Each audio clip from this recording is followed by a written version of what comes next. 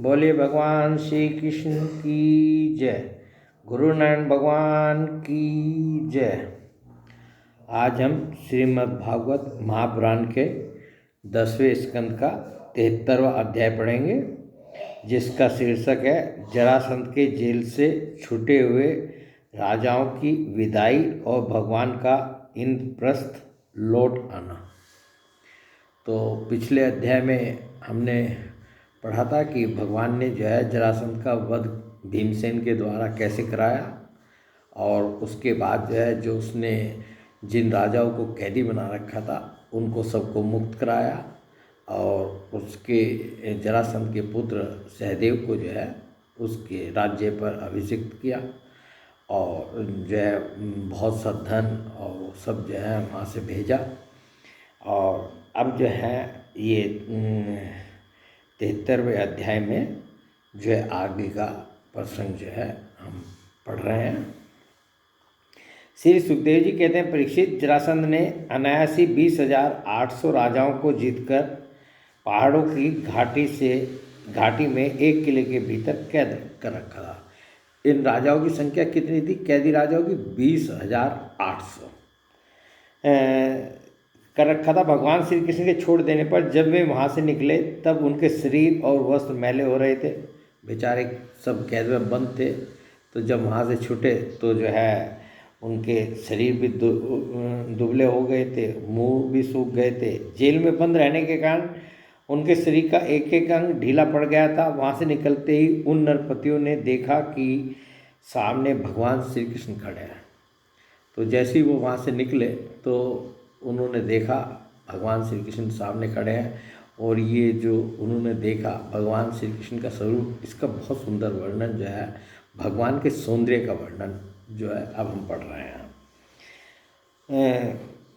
वर्षाकालीन मेघ के समान उनका सांवला सलोना शरीर है भगवान श्री कृष्ण का, और उस पर पीले रंग का रेशमी वस्त्र पहरा रहा है, और 4 भुजाएं हैं। उनमें गदा, शंख, चक्र और कमल सुशोभित है। वक्ष स्थल पर सुनहरी रेखा श्रीवत्स का चिन्ह है, और कमल के भीतरी भाग के समान कोमल रत्नारे नेत्र हैं। सुंदर वदन प्रसन्नता का सदन है।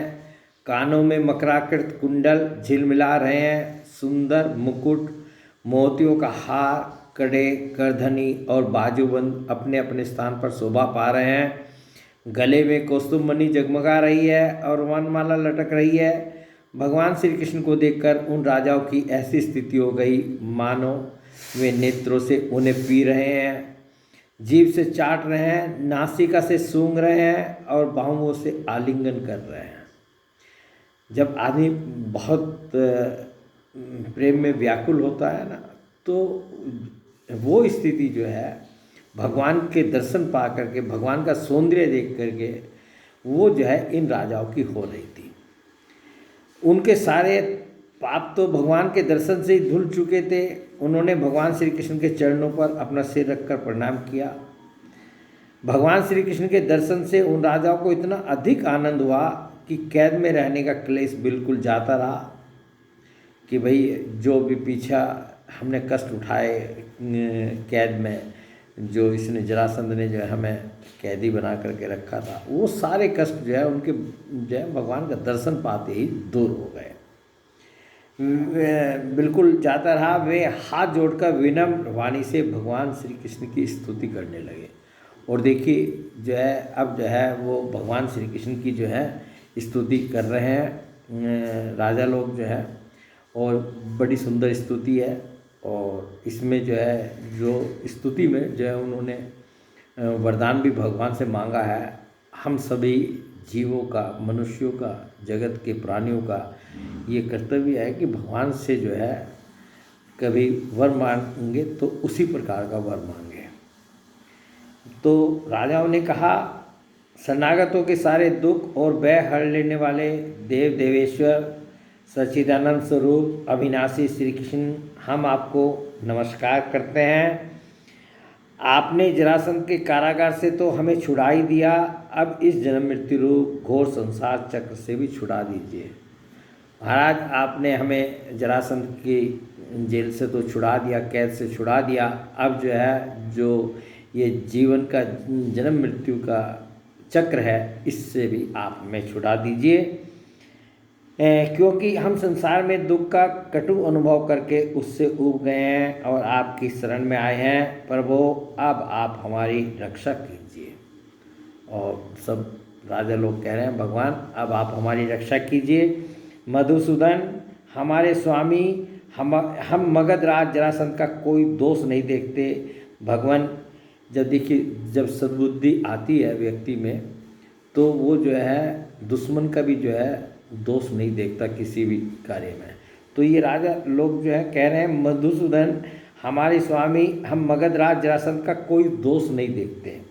भगवान यह तो आपका बहुत बड़ा अनुग्रह है कि हम राजा कहलाने वाले लोग राज्य लक्ष्मी से च्युत कर दिए गए हैं।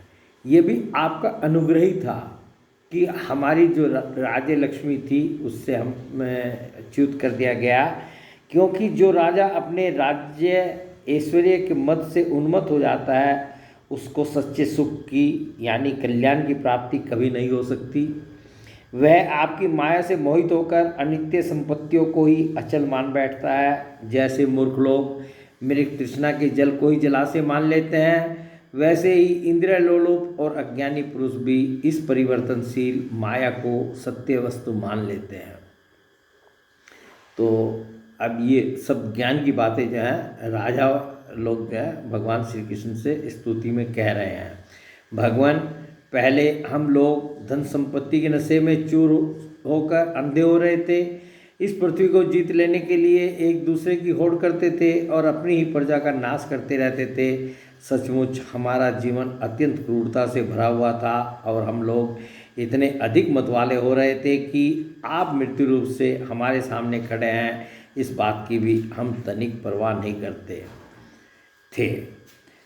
सच्चिदानंद स्वरूप श्री कृष्ण काल की गति बड़ी गहन है, वह इतना बलवान है कि किसी के टाले टलता नहीं। क्यों न हो, वह आपका शरीर ही तो है। अब उसने हम लोगों को श्रीहीन निर्धन कर दिया है।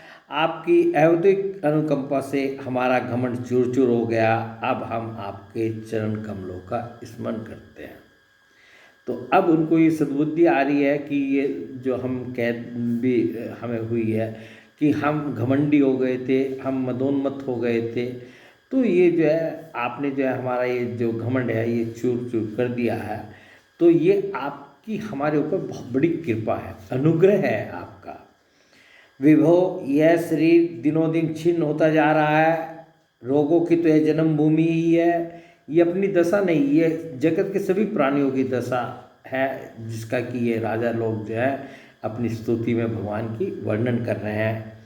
जन्म भूमि है, अब हमें इस शरीर से भोगे जाने वाले राज्य की अभिलाषा नहीं है, क्योंकि हम समझ गए हैं कि वह मृग तृष्णा के जल के समान सर्वथा मिथ्या है। यही नहीं, हमें कर्म के फल स्वर्ग आदि लोकों की भी जो मरने के बाद मिलते हैं इच्छा नहीं है, क्योंकि हम जानते हैं कि वे निस्सार हैं, केवल सुनने में ही आकर्षक जान पड़ते हैं। अब हमें कृपा करके आप वह उपाय बतलाइए जिससे आपके चरण कमलों की विस्मृति कभी न हो, सर्वदा स्मृति बनी रहे।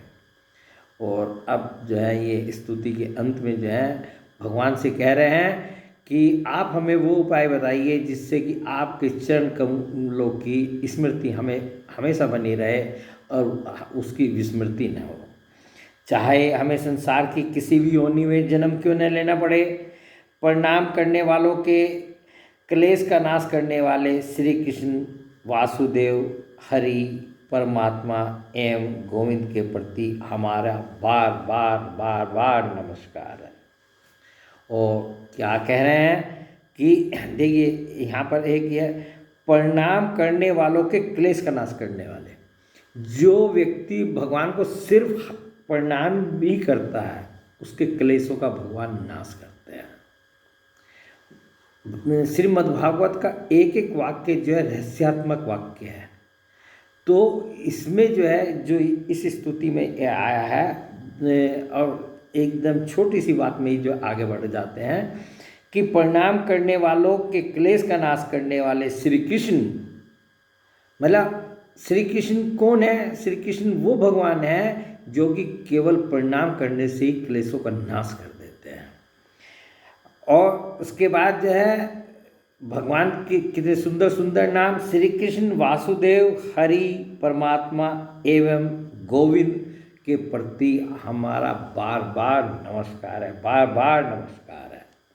ये जो है राजाओं ने इस प्रकार जो है भगवान श्री कृष्ण की स्तुति की। श्री सुखदेव जी कहते हैं, परीक्षित, कारागार से मुक्त राजाओं ने जब इस प्रकार करुणा वरुणाल्य भगवान श्री कृष्ण की स्तुति की। देखिए यहाँ एक शब्द आया करुणा वरुणाल्य। मुझे ये शब्द जो है भगवान का ये जो नाम है ये बहुत अच्छा लगता है, करुणा वरुणाल्य। तो भगवान कैसे है? करुणा वरुणाल्य है।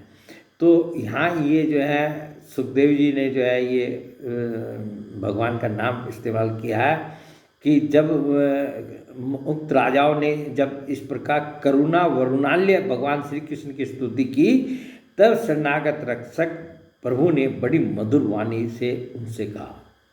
तो उनकी स्तुति सुनकर भगवान श्री कृष्ण ने जो है उन राजाओं को, जो कैदी राजा मुक्त हुए थे, उनसे क्या कहा? नरपतियों, तुम लोगों ने जैसी इच्छा प्रकट की है उसके अनुसार आज से मुझ में तुम लोगों की निश्चय ही सुदृढ़ भक्ति होगी। यह जान लो कि मैं सबका आत्मा और सबका स्वामी हूँ।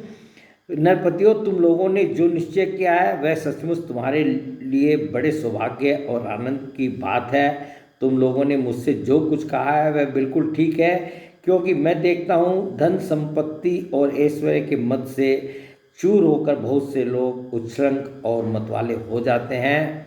भगवान स्वयं कह रहे हैं कि धन संपत्ति और ऐश्वर्य के मद से बहुत से लोग जो हैं वो मतवाले हो जाते हैं, उच्छृंख हो जाते हैं। है ये, और उसके उदाहरण भी दे रहे हैं, है नहुस, वेन, रावण, नरकासुर आदि अनेकों देवता, दैत्य और नरपति श्रीमद के कारण अपने स्थान से पद से च्युत हो गए। इनका जो नाश हुआ है सबका अपने मद, जो इनको ऐश्वर्य का, संपत्ति